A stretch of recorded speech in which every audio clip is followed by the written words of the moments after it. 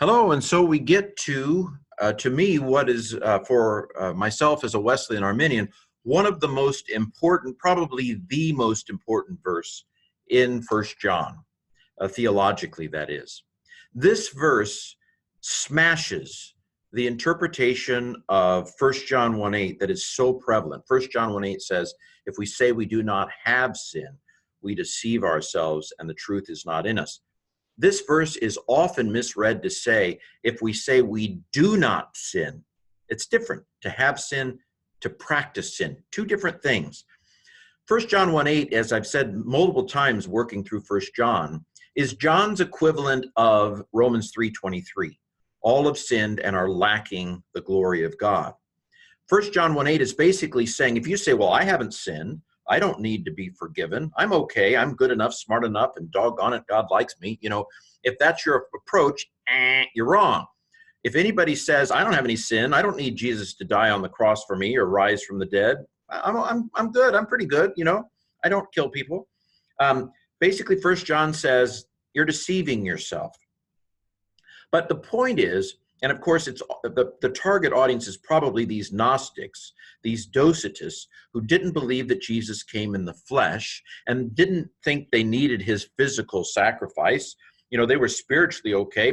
And there are different kinds, we don't know the details of these Gnostics.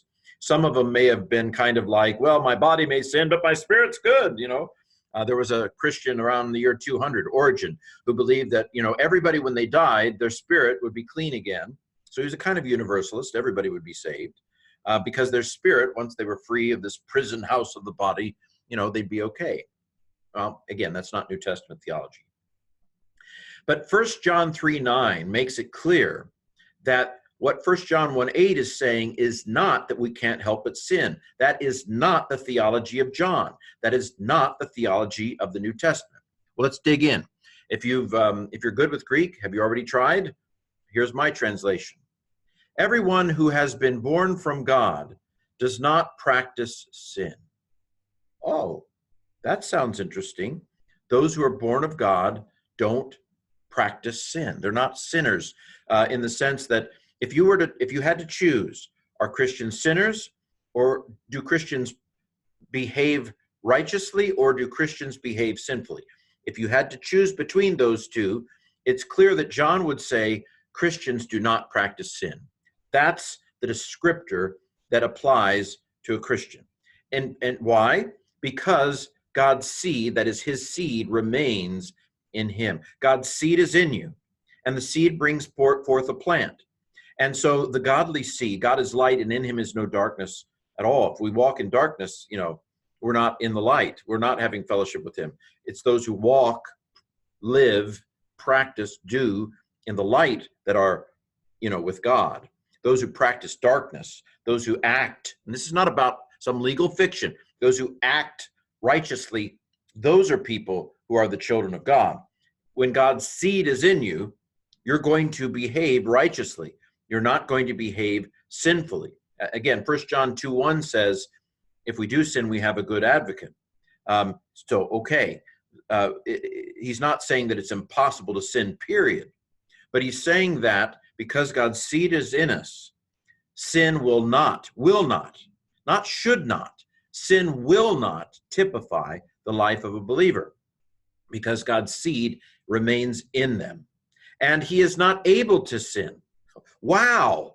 He's not able to sin because he has been born of God. Now, this is the present tense. And so it's not never, ever, never, ever, ever. That's not what it means. It's talking about what is typical, ongoing, present tense, continue to sin. I think the NIV translates it. Well, let's do this translation in slow motion, shall we? So, all who have been born, or everyone who has been born, we stick the one in there. This is a kind of grammatical construction we've seen quite often in 1 John. It's a perfect participle, as we'll see in a second. So it's a little more involved, but it's the same basic construction. Article, participle. The one who has whatever, or the one who blah. Everyone who has been born from God. God is this is a genitive of source with the ek clarifying. Does not do sin. Does not practice sin. Again, this is also a present tense. So you might say, is not practicing sin. The one who's been born of God is not practicing sin. You were born, it happened. You are still born, not stillborn, but you are still born. You remain born, and therefore you should not be doing sin. That is not the descriptor of a person who is in God, because seed of him in him remains. Seed of him, that is of God, in him or her, the person remains, is remaining, present tense. And he, she is not able to be sinning. There I put to be sinning to get that sense of this should not typify the life of a believer, because God's seed is in you. Therefore, the seed brings forth fruits of righteousness. This is New Testament teaching. The Protestant Reformation went a little too far. And this is the great thing about the Wesleyan Arminian tradition as a via media, that the Protestant tradition threw the baby out with the bathwater. The New Testament is still a thoroughly Jewish book, and it still thoroughly expects works. Works typify, works don't justify, but works typify the life of a true believer. If there is no fruit, you are probably not a true believer, or you're a halfway Christian and in danger, actually. Of course, this is the great thing about recent studies of patron-client relationships, of the Understand of Grace, Paul and the Gift by John Barclay, that this idea that God gives you a gift and that there are no informal expectations of how you will respond to that gift, that is anachronistic in relation to the New Testament.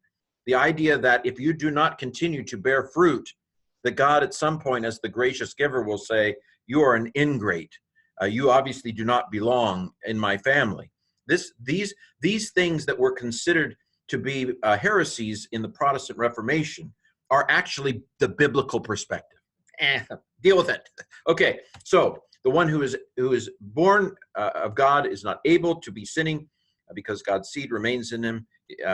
He's not able to be sinning because he has been born of God. It happened. He was born, and he remained, or she remains born from God. Okay, a little bit of grammar. We've seen this construction again over and over and over. This is a participle. Let me go ahead and do the parsing now, even though I don't have it listed next. Os is a nominative masculine singular ending that you would have learned very early in Greek. Men are passive participles. When the men is at the very ending, and it means we, but right before the ending, men are passive participles, at least tentatively, and it will turn out, in fact, to be a passive participle. So we have, just from the menos, passive participle, nominative masculine singular. Now at the front, we've got this reduplication. The first letter gets a little beside itself, puts an epsilon in between it, gamenos. So this is perfect, a perfect passive participle, nominative masculine singular from, and here's the heart of hearts right here, genao. That eta could have come from a lengthened alpha. It could have come from a lengthened eta.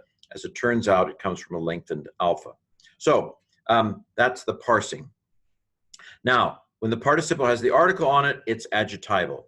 And because there's no noun here, the man who has been born, the geek who has been born, the phone that has been born, something masculine, because there's no noun here, it's substantive. So it's a participle, it's adjectival because it has the article, and it's substantive. It has to come up with the one who has been, everyone who has been born. And there's the parsing I said. Perfect because of the get, passive because of the men, and also it's shoved right on the stem. There's no connecting vowel. That eta is part of the word. So whenever the ending is shoved right on the stem, it's perfect Miller passive. Participle, nominative masculine singular, from genao. Okay, because is a causal clause. Okay, mene is present active indicative third singular from meno, pretty normal, nothing to see here, go on. Okay, he's not able to be sinning. This is a present active, well, it's present deponent indicative third singular from dunamai. Hamartanein, 6 out of 7 infinitives end in I. The 7th ends in ain. Okay, so this is and hamartano is the word. So it's a present active infinitive from hamartano. We use an N because P is already taken for participle. So we use N for infinitive. A present active infinitive, to be sinning, to continue to sin. Because, causal clause, from God, he or she has been born. Okay, can we parse this thing? Give it a shot. Well, if we start at the end and move back, luomai, lue, luetai. So this is a third person singular, tentatively middle or passive. There's a reduplication on the front, so it's perfect. It is indeed perfect passive, indicative, third singular, and it's also from ganao. The alpha has been lengthened or fried to an alpha, to an eta right before the ending, and it's shoved right on the ending. We would have known that this was a perfect middle or passive because the ending is shoved right on the stem without a connecting verb. So it's perfect active indicative, third singular from ganao. So we get to the pronunciation. Let's go bit by bit today. See if you can pronounce up to the comma. Okay, here's my pronunciation. Paso gegenemenos, that's a hard one, ek tu theu, hamartian u poye. How'd you do? And now let's do up to the next comma. Hoti sperma autu and auto mene. How'd you do? Now let's do this up to the comma.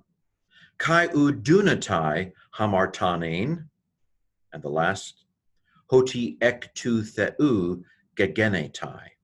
So let me try to read it all now at a somewhat normal speed.